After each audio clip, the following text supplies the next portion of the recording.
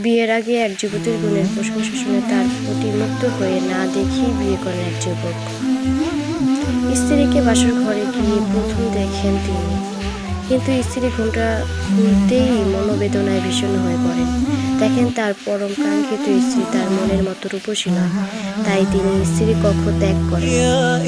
অপেক্ষা করতে করতে একটা সময় স্ত্রী নিজেই তার কাছে যান।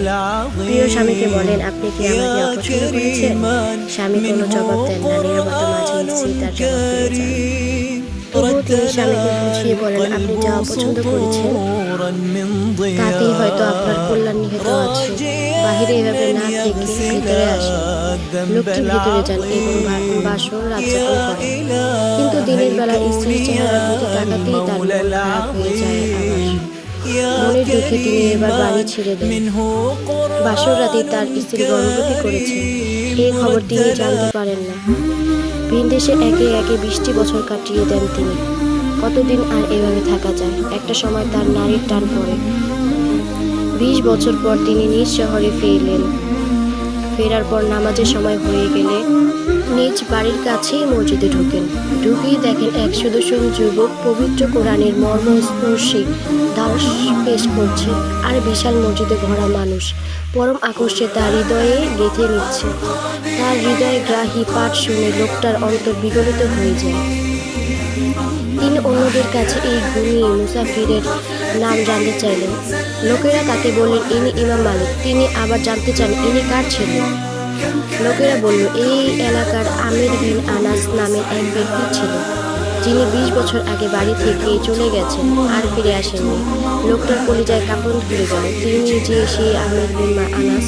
আবেগে উত্তাল আমির সাথে সাথে ইমাম মালিকের কাছে এসে বললেন, বাবা, আপনার বাড়িতে কে কে আছেন? ইমাম মালিক জানলেন তার বাড়িতে তিনি এবং তার মা থাকেন, আর কেউ না। আমির তাকে বলেন, আপনি কি আমাকে আপনার বাড়ি নিয়ে যাবেন? আমি আপনার মায়ের অনুমতি ছাড়া আপনার ঘরে প্রবেশ করব না। আমি আপনার ঘরে দরজায় দাঁড়িয়ে থাকব। আপনি ভেতরে গিয়ে আপনার মাকে বলবেন, দরজায় একজন লোক দাঁড়িয়ে আছেন। তিনি আমায় বলেছেন, আপনি যা অপছন্দ করছেন হয়তো তাতেই আপনার কল্যাণ নিহিত আছে। তার কথা মতো ইমাম মালিক তাকে নিয়ে গেলেন। গিয়ে আমির যা বললেন তিনি তার মাকে তাই বললেন। এসব শুনে ইমাম মালিকের মা বললেন, হে মালিক, দৌড়ে যাও, সম্মানের সঙ্গে ওনাকে ভেতরে নিয়ে আসো, উনি তোমার বাবা। একটা আবেগময় পরিস্থিতি তৈরি হলো। ছেলেকে বুকে জড়িয়ে ধরে কান্নায় ভেঙে পড়লেন বাবা। এদিকে দীর্ঘদিন পর নিজের স্বামীকে দেখতে পেয়ে সেই মহিষী চোখে তখন কান্না।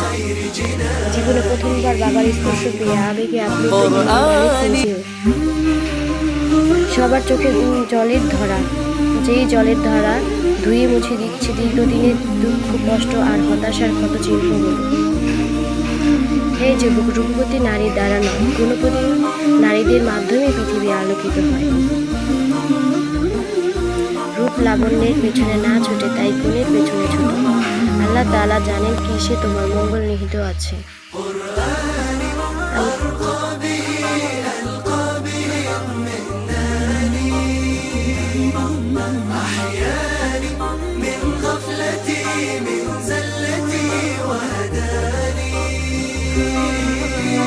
كم كانت الدنيا تضيق بوسعها فتلوته ورأيته بابا لخير جناني. قرآني